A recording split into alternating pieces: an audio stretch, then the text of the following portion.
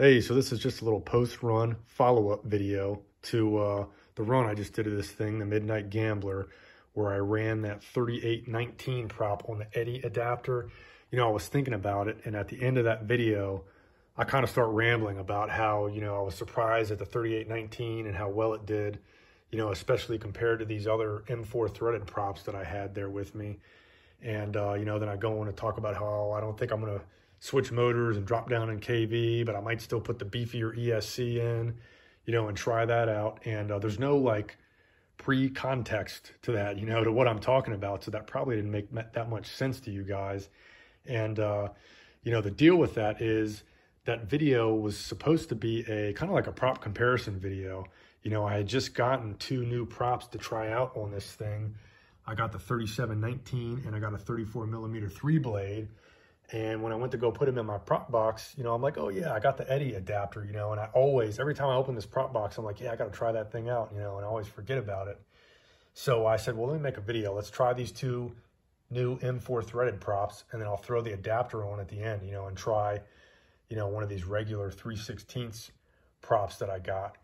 And what happened was I ran the both of the M4 threaded props, and the boat just did not like these props at all, you know. And generally speaking, with this boat, the bigger the prop I put on this thing, the more extreme the prop wash gets. And, you know, that's a never-ending battle with this boat, you know, is the prop wash. And what I mean by that is, you know, basically the cone that these props shoot out in the water, you know, wide, skinny, you know, depending on the rake of the prop, you know, that cone will hit that rudder blade sometime, you know, when I nail the throttle, and it will make, especially for this boat, being kind of light and having the battery on the left-hand side, you know, to help out the self-righting, it makes that boat want to dig in and roll to the left, you know, and it actually makes it want to come out of the water and flip, you know, and basically do like a kick flip, you know, like someone does on a skateboard.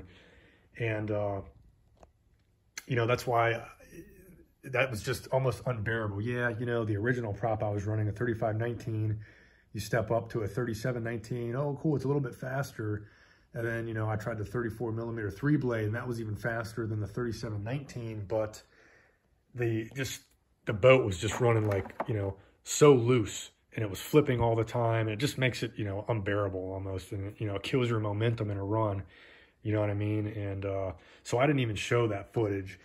I basically just showed the run I did, the first run with the 3819. You know, it's the first time I've ever tried a prop like that, and the adapter on this thing, you know, and it ran pretty good. You know, if you compare the video of last year's run with this 3519 to this run I just did with the 3819, I mean, you'll see the 3519 is just, you know, it's probably the better all-around prop for this setup. I mean, that was such a good video. My GoPro was set up well. The boat ran, you know, the best it's ever run. It was planted. It still wanted to do a little bit of that, you know, dig in, do, you know, that barrel roll thing, but it was manageable, you know, and the boat didn't crash once. And that's typically how this boat runs with that prop, you know. And then, you know, if you watch the video with the 3819, I mean, it's going a lot faster.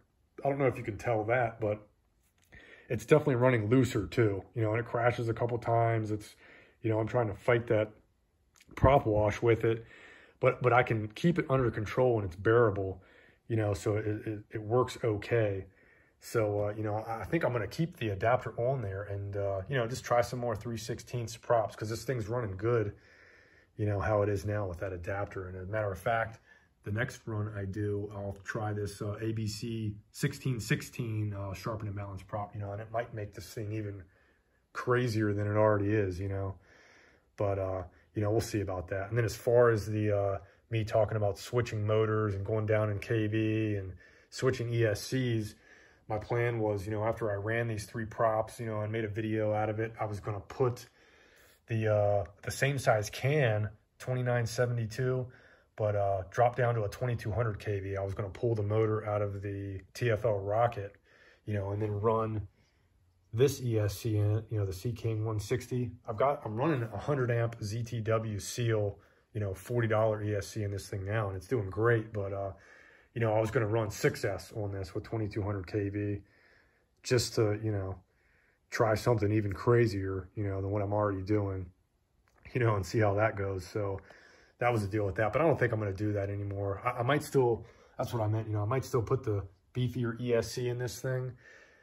But the motor, I'm not going to switch because I got to rob it out of another boat. And then, you know, I still want to get the TFL rocket on the water. So, but right now the ESC's, you know, it's running good. You know, temps are probably on the higher end, but, you know, it's okay, you know. And if that ESC does stop working, you know, I fry it. It's, you know, I don't really care. 45 bucks, I'll just buy another one. Or, you know, like I said, I'll put this beefier ESC in here. And I was, this video's getting kind of long now, but that was just to deal with that, you know, just to kind of clear that up. So I'm going to, you know, keep running the Etti adapter and keep kind of experimenting, you know, with these 3/16 props on here a little bit. But right now, I mean, you know, the more I run this thing with the 3819, the more used to it I'll get, you know, and I'll probably get some really cool videos and some good runs in, you know what I mean? And, you know, these props are still good props. You know, if I was running 3S on this thing, these props, you know, the video probably would have went more of how I thought it was going to go. You know, oh, hey, yeah, the 3719 is a little bit faster than the 3519. You know, the 3-blade was, you know, ballistic on 3S. You know, it ran good, but it's just, you know, the high RPM setup I'm running on this thing, you know, is just making that prop wash, you know, crazy to deal with. And, you know, so that's the deal on that. But, yeah, this hull here is a super rare. I've never seen one of these in carbon fiber, and you really don't even ever see these in fiberglass. This is kind of the same style as this Midnight Gambler. It's one of these stepped hull, you know, racing monos, you know what I mean? That's meant for like a wire drive. And, you know, if you YouTube TFL Fuego V2, you'll see a couple of older videos, and they're running pretty well. But this is basically what I bought this CK164. I was basically going to set it up. This doesn't have a flood chamber in it, but I was going to set it up kind of similar to how the Midnight Gambler is. You know, I was going to do the motor up front, wire drive, and instead of just having one battery on the side, I was going to do 2 batteries, you know, and run it on 6S. So I was going to have a little, you know, this is a 4S, but I've got 3S 3000 milliamp packs. So I was going to do, you know, one on each side of the wire drive, since there's no, you know, flood chamber. I don't have to worry about weight distribution, you know, with the self-righting. But, you know, do the servo on the side back here and do the motor up front, wire drive. You know, very similar hardware, you know, 1 turn fin, you know, single cooling line, rudder blade. And this thing should be, you know, a beast on 6S, you know. So I'll keep the, you know, the 6S for this boat. And I'm just going to keep, you know, running the high RPM 4S setup in this boat, you know, for now. But yeah, that's it, guys. I'll hopefully get this thing back out again. Yeah, I'm kind of excited. I want to see what the 1616 will do now. But, you know, every boat kind of has its limit. And, you know, at least I guess I found them for these threaded props. And, you know, like I said, I think it comes down to just to the rake, you know, because, I mean, you got a 3719, a 3819. You're talking 1 millimeter difference in diameter. But, you know, this thing just, you know, shoots a different cone out of the back, you know, that makes this boat, you know, run a little better, you know, specifically this prop, you know, compared to these. So yeah, that's the deal with that. And I think that should do it for this video, guys. I'll catch you all later.